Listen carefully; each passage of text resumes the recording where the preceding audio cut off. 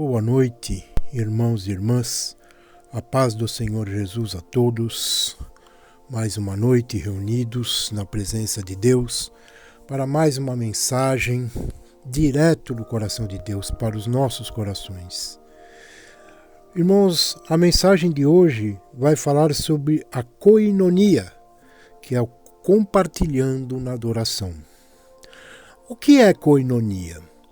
A palavra grega para comunhão é koinonia e trata de ter coisas em comum ou compartilhar.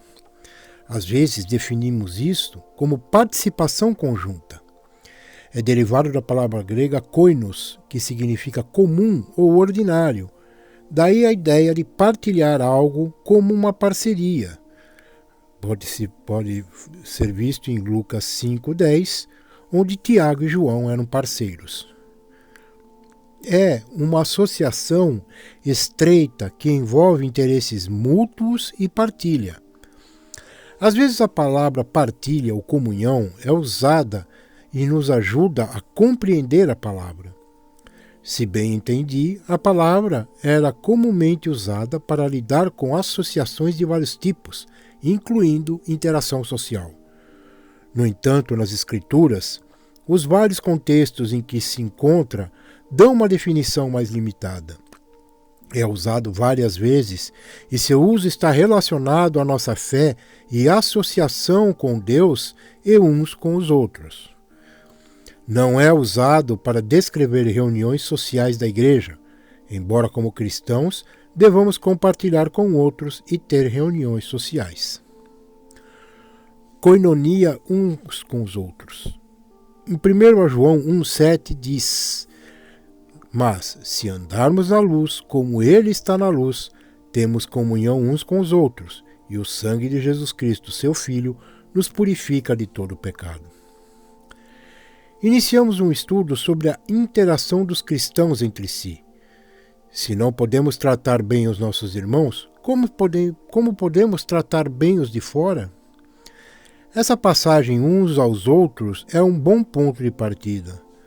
É porque precisamos entender exatamente o que é comunhão e ver como ela é usada nas Escrituras.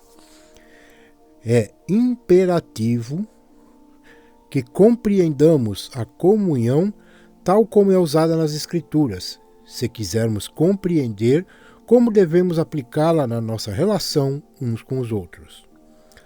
Não apenas quando estamos reunidos, mas quando estamos separados uns dos outros. Isso também nos leva a aprender e ter comunhão com Deus. 1 João 4,20 diz: Se alguém diz, eu amo a Deus e odeio seu irmão, é mentiroso, pois quem não ama o seu irmão, a quem vê, como pode amar a Deus, a quem não vê? A koinonia começa com Deus, quando obedecemos ao Evangelho. 1 Coríntios 1,9 fala de como somos chamados à comunhão com seu Filho. Gálatas 3,27 fala como somos batizados em Cristo e o vestimos. Quando obedecemos ao Evangelho, somos acrescentados à sua igreja. 2 Pedro 1,4 fala de sermos participantes de sua natureza divina, tendo escapado da corrupção do mundo. Nossa comunhão com Deus continua à medida em que lhe somos obedientes. 1 João 1,3 e 6,7. Continuamos andando na luz como Ele está na luz. 1 João 2, do 3 ao 5. Sabemos que estamos nele, guardando os seus mandamentos. Essa comunhão deve permanecer, que está em Hebreus 3,14. Somos participantes de Cristo se mantivermos firmes o início da nossa confiança até o fim. Essa comunhão deveria ser o fundamento da nossa comunhão como irmãos. 1 João 1, do capítulo 1, no primeiro livro de João, capítulo 1, versículos 6 e 7, a comunhão com ele também levará a comunhão uns com os outros. Hebreus 3,1 diz: Portanto, santos irmãos, participantes da chamada celestial, considerai o apóstolo e sumo sacerdote da nossa confissão, Cristo Jesus. Efésios 2, dos versículos 19 ao 22, somos concidadãos e membros da família de Deus. Efésios 3, do 8 ao 9, Paulo foi comissionado para pregar entre os gentios as riquezas insondáveis de Cristo e fazer com que todos vejam o que é a comunhão do mistério, que ele identificou que os gentios são co-herdeiros do mesmo corpo. Como irmãos, temos coisas em comum. O koinos comum fala em Tito 1,4, uma fé comum. Em Judas 3, uma salvação comum. Em Atos 2,44, eles tinham todas as coisas em comum. Eles compartilhavam uns com os outros. Como irmãos, somos companheiros.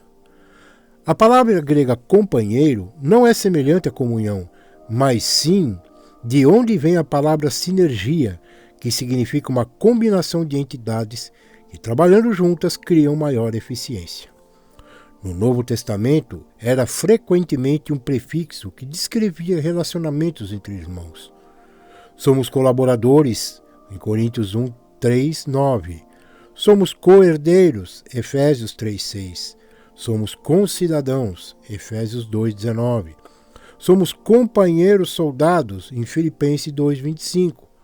Paulo usou isso para descrever Epafrodito, seu irmão.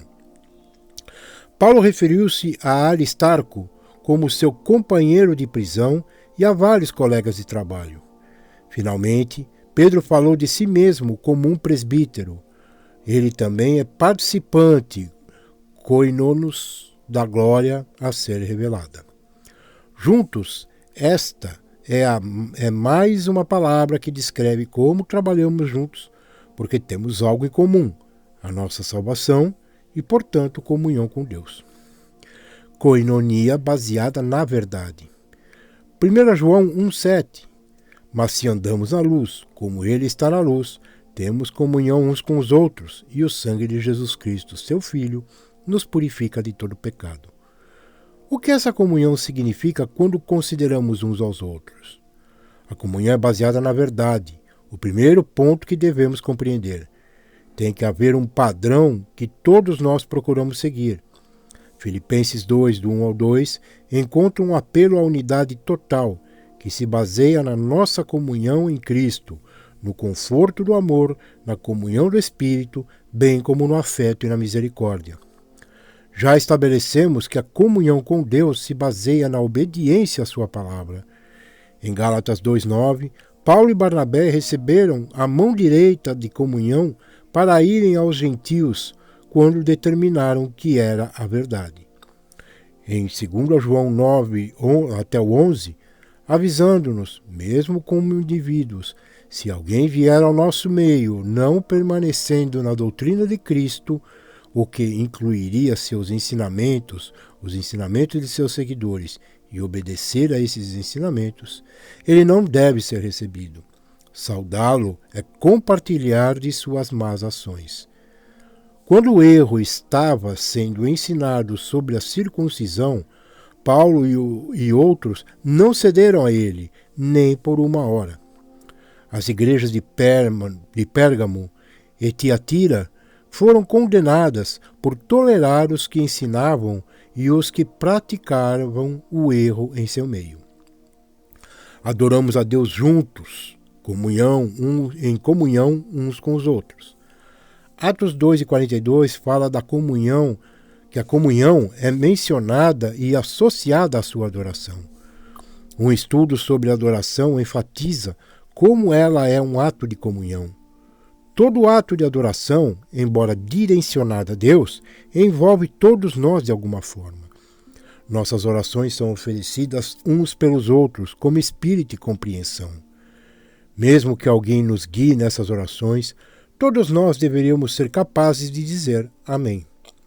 Dar é um ato em que juntos reservamos. Efésios 5,19 diz que nosso canto é ensinar e admoestar uns aos outros. E a ceia do Senhor usa claramente o termo comunhão. Quando partimos o pão e abençoamos o cálice, é uma comunhão com o corpo e o sangue de Cristo. É por isso que Paulo expressa tais preocupações quanto ao seu abuso. Buscamos juntos a pureza da Igreja. Como cristãos, precisamos ser lembrados de que fazemos parte do corpo de Cristo.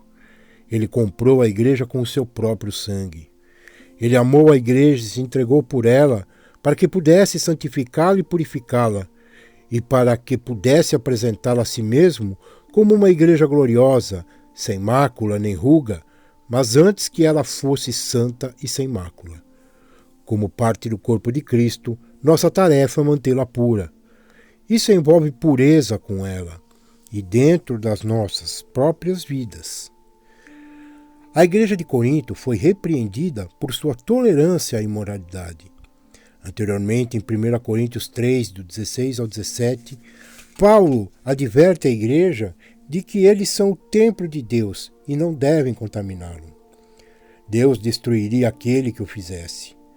Como indivíduos, nós também precisamos ser puros. Por isso afeta a pureza da Igreja, pois isso afeta a pureza da Igreja. Em 1 Coríntios 6, do 18 ao 20, nos exorta, como indivíduos, a fugir da fornicação. A 2 Coríntios 6, do 14 ao 17, Paulo adverte contra a comunhão com os incrédulos e as trevas. Devemos sair do meio deles e ser separados. Em Efésios 5:11, Paulo adverte: não tenhamos comunhão com as obras infrutíferas das trevas, mas antes expô-las. Eventualmente envolve a Igreja.